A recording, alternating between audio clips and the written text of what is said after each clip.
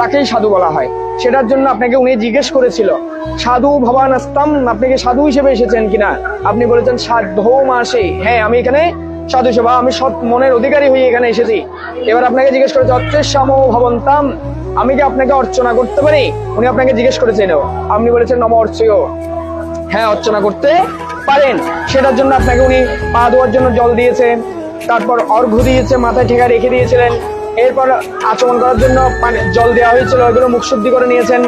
এরপর আপনাকে কি করা হয়েছে? বস্ত্র দান করা হয়েছিল, শিরভূষণ অর্থাৎ আপনার মুকুট সহ শুরু করে আপনাকে কিছু বস্ত্র দান করা হয়েছিল। কাঞ্চন মানে আপনাকে যে একটা রকেট বা চেন দেওয়া হয়েছে, ওটা সহ স্বর্ণের যে জিনিসটা দেওয়া হয়েছে ওটা সহ আপনাকে দান করা হয়েছে।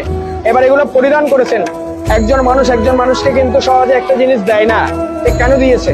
ওটার একটা কারণ রয়েছে। কেন দিয়েছে? কারণ বলেছে আজকে যে এখানে এই কার্যটার মধ্যে, এই কুঞ্জের মধ্যে যে বরের কার্য যেটা রয়েছে, সেটা আপনাকে পালন করার জন্য উনি আপনাকে বরণ করে নিয়েছেন। সেটার জন্য আপনার হাঁটুর মধ্যে হাত দিয়ে উনি মন্ত্র পাঠ করে বলেছেন, ওনার 3 পুরুষ আপনার 3 পুরুষকে ডেকে বলেছেন কি, আমি আজকে এই শুভ কার্যের বরের দায়িত্বটা আমি ওনাকে দিচ্ছি, সেটার জন্য আপনাকে দেওয়া হয়েছে। আপনি বলেছেন বৃত অস্মিন, হ্যাঁ আমি নিয়েছি।